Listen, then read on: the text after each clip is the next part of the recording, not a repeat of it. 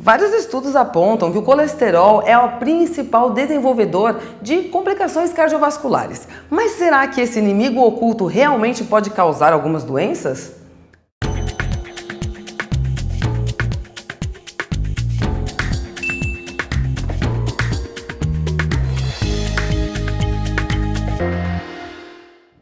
Então hoje nós vamos esclarecer alguns mitos e verdades sobre o colesterol. E por isso nós viemos conversar com o Dr. José Renato. Muito bem-vindo, obrigada por nos receber. Muito obrigado pelo convite. Doutor, vamos começar explicando para o pessoal lá de casa o que são os problemas cardiovasculares e o que é o colesterol. A doença cardiovascular é a principal causa de morte na vida moderna nos países desenvolvidos e em desenvolvimento. O que é a doença cardiovascular? É aquela que comete todo o sistema circulatório, principalmente o coração e o sistema nervoso central. A causa de levar é a aterosclerose. O que é a aterosclerose? É o depósito de gorduras na parede das artérias de todo o organismo. Mas ela ocorre com maior frequência nas coronárias e nas carótidas. E as causas desse depósito, dessas placas de gordura, ocorrem dentro das artérias, no que nós chamamos de endotélio, e ocorre por depósito de colesterol no endotélio. Doutor, vamos explicar então agora para o pessoal de casa a diferença dos tipos de colesterol. Tem o HDL e o LDL, né? O colesterol, ele tem várias frações.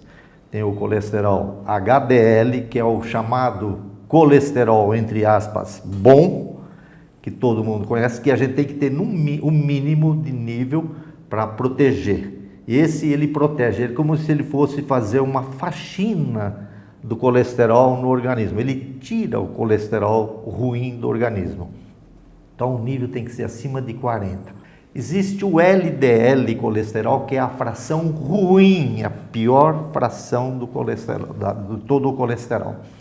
O LDL colesterol, o nível, a gente tem que ser, então aí que importa você trazê-lo em níveis cada vez mais baixos, principalmente quando faz a prevenção primária, a gente pode tê-lo abaixo de 100, mas quando é a prevenção secundária, quando o paciente ou a pessoa já teve um evento cardiovascular, a gente quer um nível abaixo de 70. E cada vez mais a gente está vendo, nós tivemos um congresso agora da SOCESP aqui em São Paulo, e a gente está vendo nas palestras que cada vez mais a gente está querendo esse LDL mais baixo.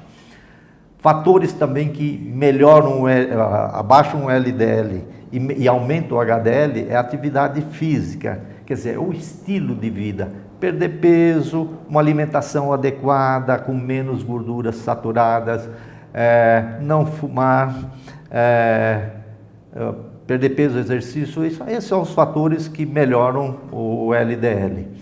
Queria acrescentar que, além do HDL, o LDL, tem o não HDL. Isso é uma fração que nós estamos agora cada vez mais procurando detectá-la. O que é essa fração não HDL?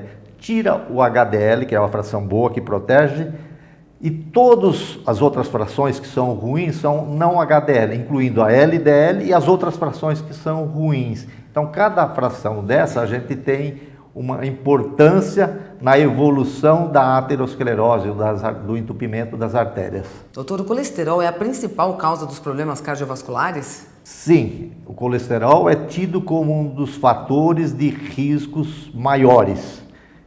Eu comentei já anteriormente que os fatores de risco maiores, cigarro, pressão alta, diabetes e colesterol.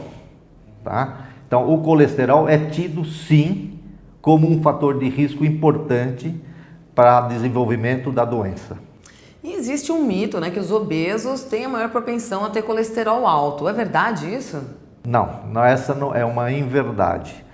Tem pacientes magros que têm colesterol alto, tem pacientes obesos que têm colesterol baixo. O problema do obeso é que ele provavelmente, além de gorduras que ele come a mais, ele come carboidratos, então ele ganhou peso, mas não obrigatoriamente o obeso tem colesterol alto e o magro tem colesterol baixo. 30% do colesterol que nós temos é da alimentação e 70% do colesterol que nós temos, isso é bom que o telespectador fique sabendo, 70% é que nosso organismo produz. O fígado é a nossa fábrica, é o principal produtor de colesterol.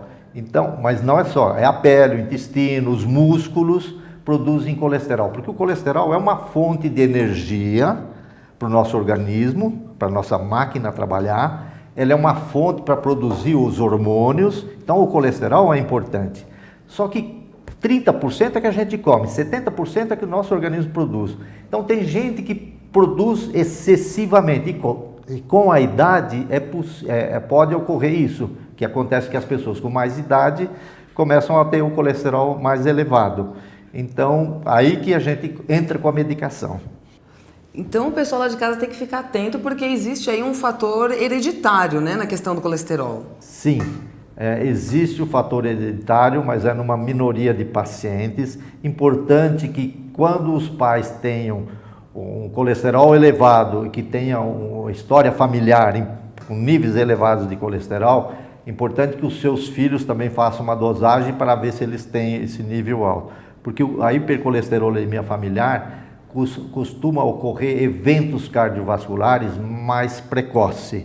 A gente veja pacientes com 40 e poucos anos infartando por colesterol, por história familiar importante. Então esses pacientes têm que ser mais precocemente orientados quanto à dieta, quanto à alimentação, quanto à atividade física e quanto, se for necessário, medicação. Existem hoje medicamentos específicos para a hipercolesterolemia familiar, que é o alirocumab, tem mais outra droga, aí são drogas caras, mas são que futuramente isso vai ajudar bastante. Doutor, ter o HDL, o colesterol bom, né, alto, ele pode trazer alguma diferença na nossa saúde? Ele pode fazer bem ou fazer mal? Explica melhor pra gente o bom colesterol. O HDL, que é o High Lipoprotein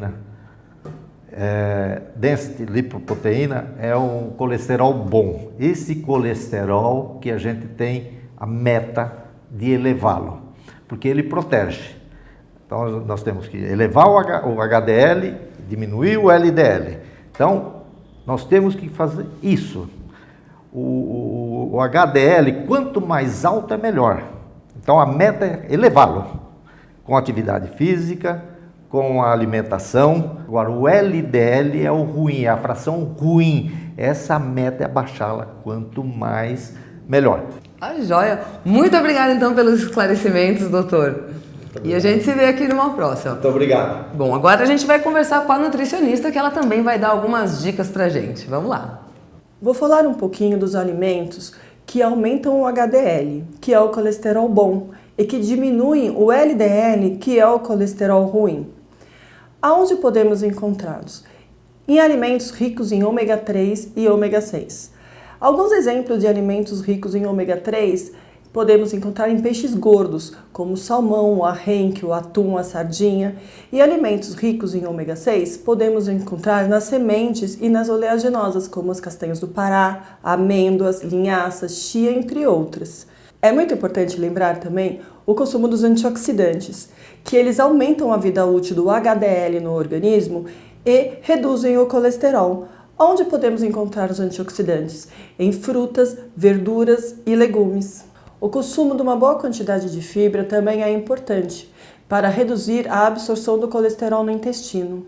Alimentos que devem ser evitados: frutos do mar, alimentos processados, embutidos, alimentos industrializados, biscoitos, bolachas recheadas, alimentos fritos, empanados, alimentos que são preparados com molhos gordurosos.